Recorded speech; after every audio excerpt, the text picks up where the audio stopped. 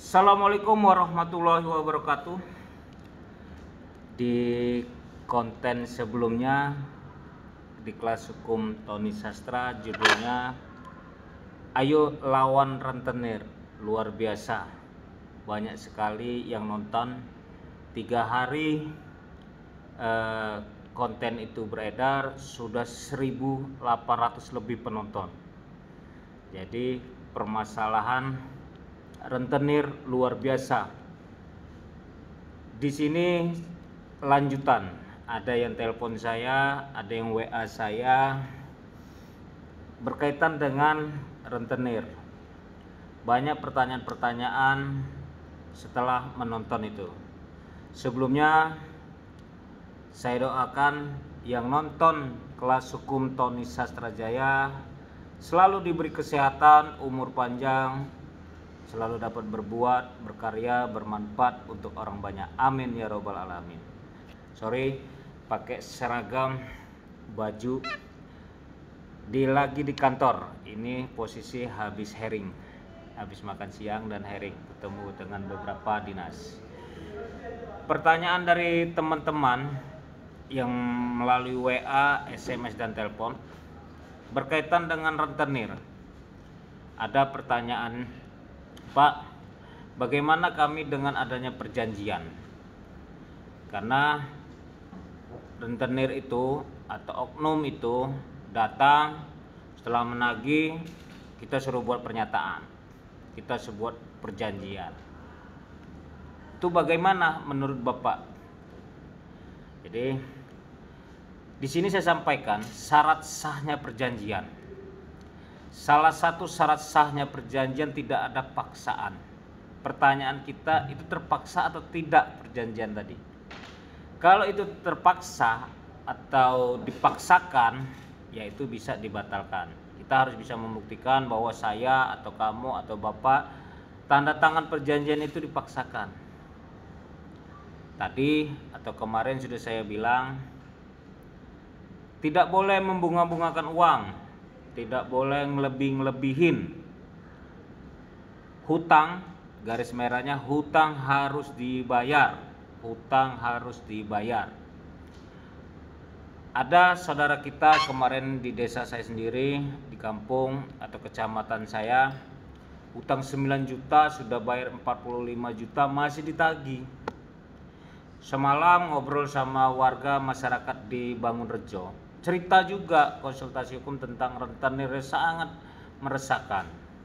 Dia sudah jual tanah, sudah jual rumah, sudah jual sawah, hutang juga belum bayar, belum lunas, sedangkan pinjamnya cuma 10 juta, berbunga dan sebagainya.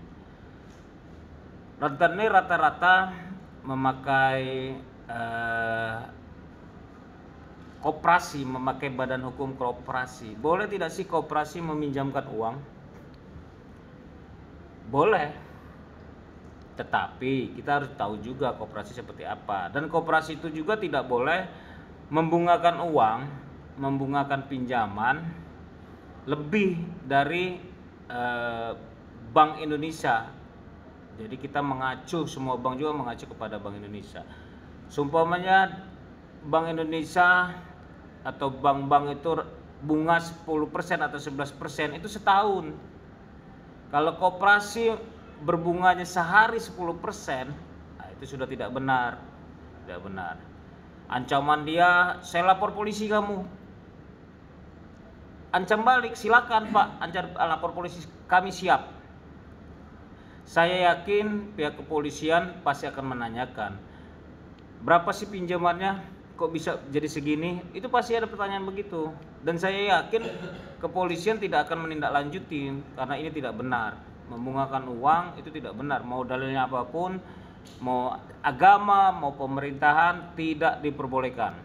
Ayo kita lawan rentenir. Ayo kita basmi ini rentenir. Saya dari DPRD Kabupaten Lampung Tengah, fraksi Demokrat, sering benar mendengar keluhan itu. Datang saja ke rumah saya atau telepon saya atau WA saya, sampaikan permasalahannya. Bicara rentenir tadi tidak diperbolehkan. nggak usah bayar untuk bunganya. Tapi kalau untuk pokoknya atau pinjamnya wajib hukumnya. Apabila orang tua kita meninggal saja, anak itu juga wajib untuk membayar sebagai pewaris, karena pewaris itu bukan hanya waris tanah, bukan hanya waris rumah, sawah, kebun dan sebagainya. Hutang juga sebagai warisan. Jadi kita sebagai anak atau pewaris, kita wajib untuk membayar hutang-hutang orang tua kita. Itu jelas. Kalau ada perjanjian atau ada kesepakatan, itu perdata. Biarkan si koperasi atau oknum perorangan tadi ajukan gugatan perdata, kita hadapi. Majelis hakim juga akan menilai, majelis hakim juga melihat, kok bisa ini pinjam 10 juta, 9 juta jadi 45 juta. Majelis hakim akan melihat itu. Tidak juga majelis hakim memutus yang enggak sesuai dengan bukti, tidak sesuai dengan saksi. Yakin saja bahwa perbuatan-perbuatan yang tidak benar itu kalau kita berani ngelawan, orang banyak akan bantu, orang banyak akan memberi saran.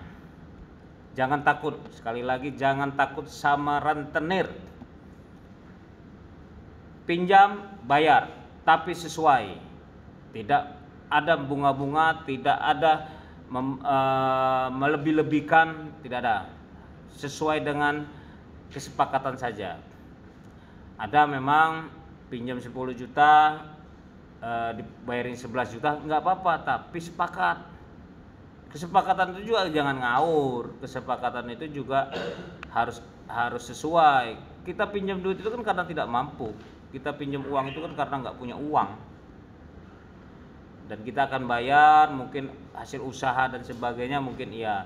Cuman kalau dia ngancam rentenir atau mengatasnamakan koperasi, ngancam balik, ayo laporkan saya siap, saya tidak takut dengan kamu rentenir. Nah, jadi saya sendiri tidak bisa membantu kalau bapak atau ibu tidak berani, dan saya tidak mungkin bisa datang ke situ gitu loh, karena waktu dan sempat. Kalau dekat mungkin saya akan bantu ke rumah atau membantu nemuin yang minjamin. Tapi kalau posisi jauh, butuh waktu, atur waktu, jam dan sebagainya, itu saya akan kesulitan. Di sini di konten ini saya mengajak kawan-kawan, saudara, rekan-rekan, ayo kita lawan rentenir. Kalau bisa pinjam meminjam prosedur saja, pinjam ke bank, ada jaminannya di bank.